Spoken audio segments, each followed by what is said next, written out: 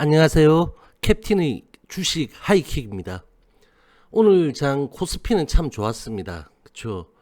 대형주들이 순환매를 길게 지켜보면 뒤에서 조용히 따라만 가던 삼성전자가 외국인의 영접을 받으며 연이틀 사상 최고가를 경신하며 액면 분할 전 주가 기준으로 400만원과 우선주를 제외하고 본주로만 시총 400조를 터치하기도 했습니다. 오늘 코스피 외국인 매수가 총 4,643억인데 삼성전자에서만 3,750억, SK 하이닉스에 3,170억, 두 종목 합쳐서 6,920억을 외국인이 몰빵했습니다. 사실상 코스피의 다른 종목들은 거의 외국인 매도라는 말입니다. 대장주 두 개가 코스피를 거의 다 끌어올린 그런 장이었습니다.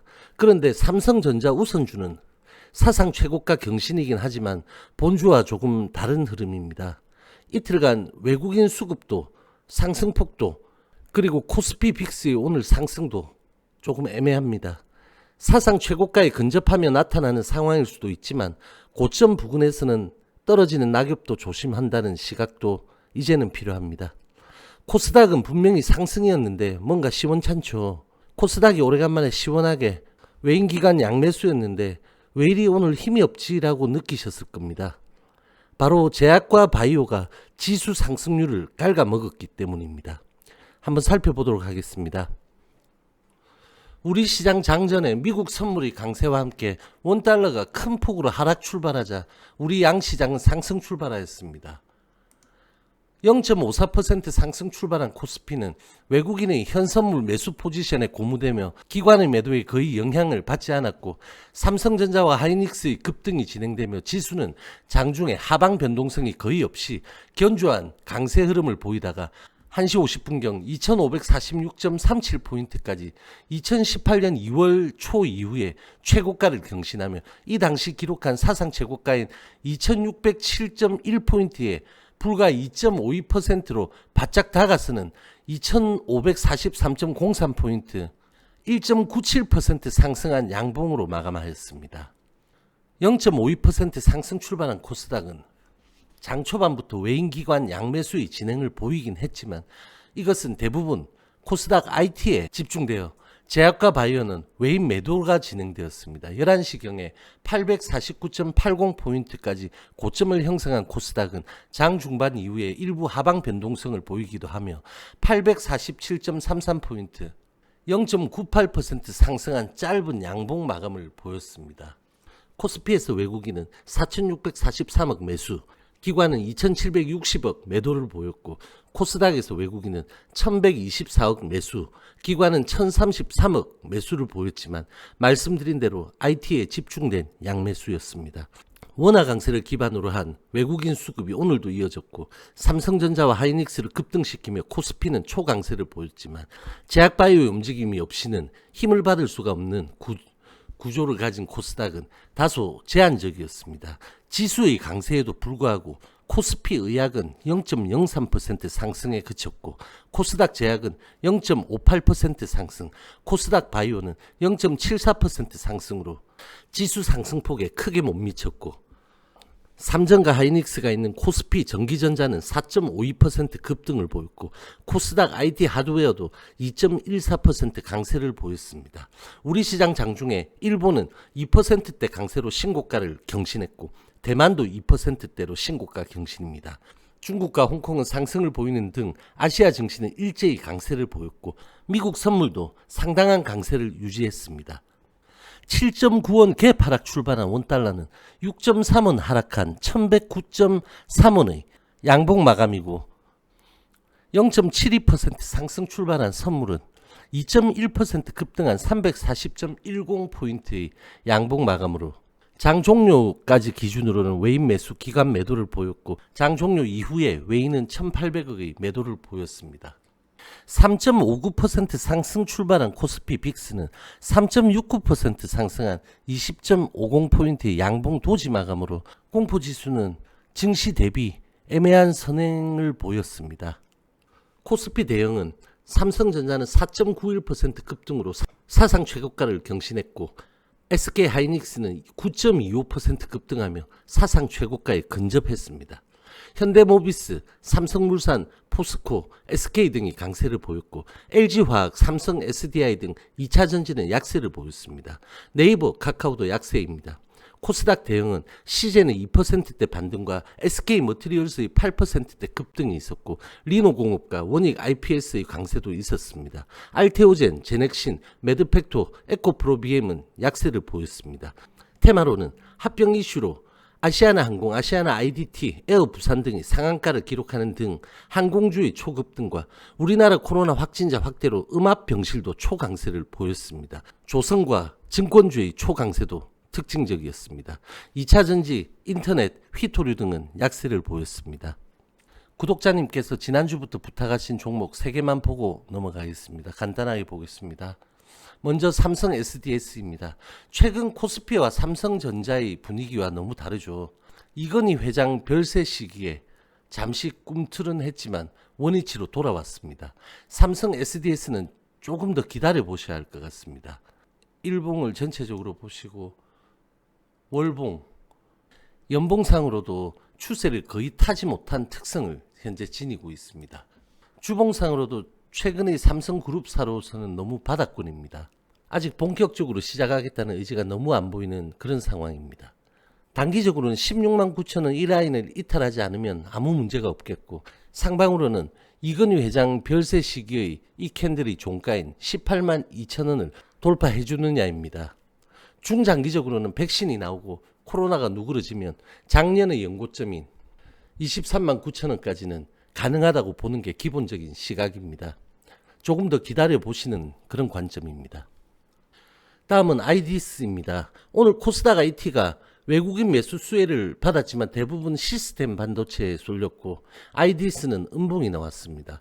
유통 주식 수도 550만 주로 적고 거래량도 전통적으로 없는 그런 종목입니다.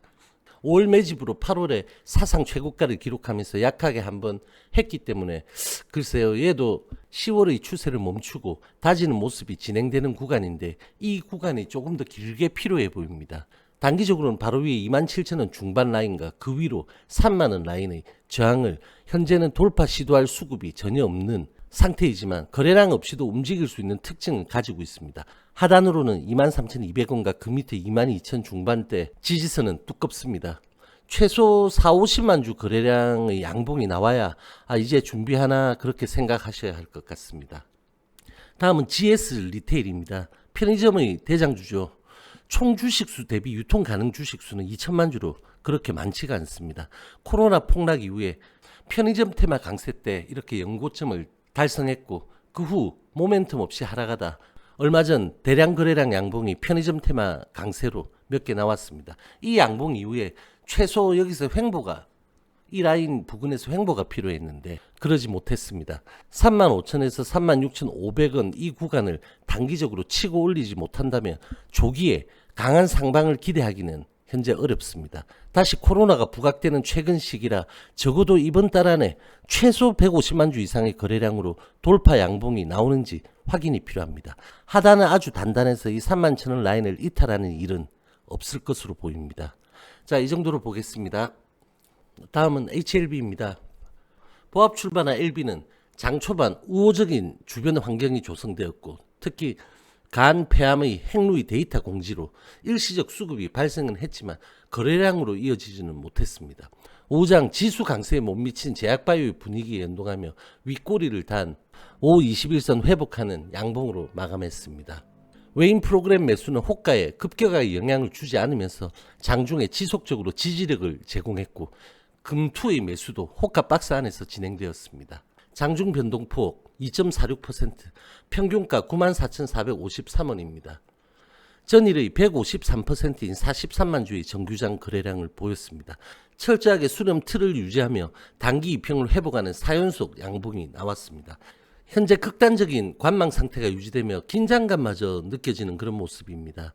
현재 LB에게서 필요한 것은 이슈가 될 수 있는 모멘텀과 그로 인한 거래량 발생과 중양봉 이상의 캔들입니다. 하단을 벗어나지 않는 짧은 캔들이 현재 아주 안정적이지만 강한 변동성이 나타날 수 있는 시점의 임박으로 예상됩니다.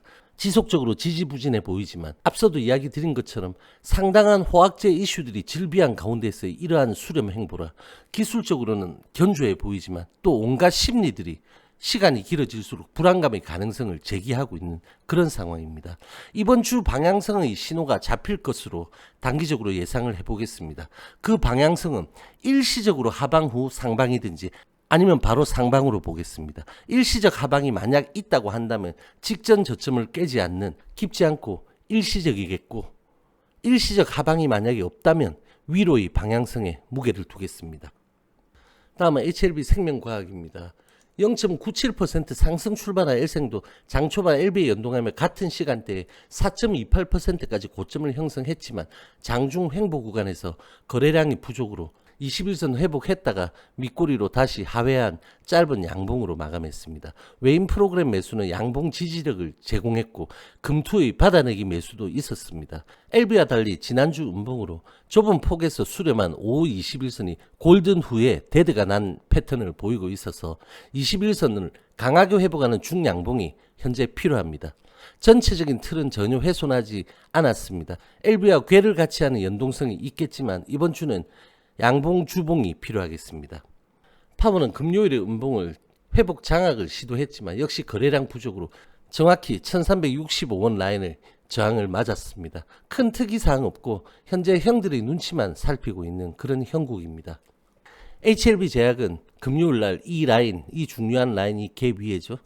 이 라인을 이탈하지 않고 지지한 후에 오늘 오전장 상당히 강한 모습을 보이다가 갑자기 거래량이 급감하며 시초가 밑의 윗꼬리 상승 음봉으로 마감했습니다. 오늘 완전히 돌리는 양봉이었다면 상당히 긍정적이었는데 잘 가다가 60일선을 만난 거죠. 상승 음봉이라 아쉽지만 금요일 상황보다는 조금 더 개선된 것은 맞습니다. 이번 주 LB 계열들의 연동성에 주목해 보겠습니다. 오늘 밤 뉴욕 증시의 최종 결과가 어떨지는 모르지만 지난주까지 다우와 나스닥의 디커플링이 있었고 최근에 코스피와 코스닥의 괴리가 나타나고 있습니다. 시장 전체가 아닌 주도 섹터에서 그 움직임이 엇갈리고 있다는 그런 의미입니다. 그만큼 예민한 시기일 수도 있습니다.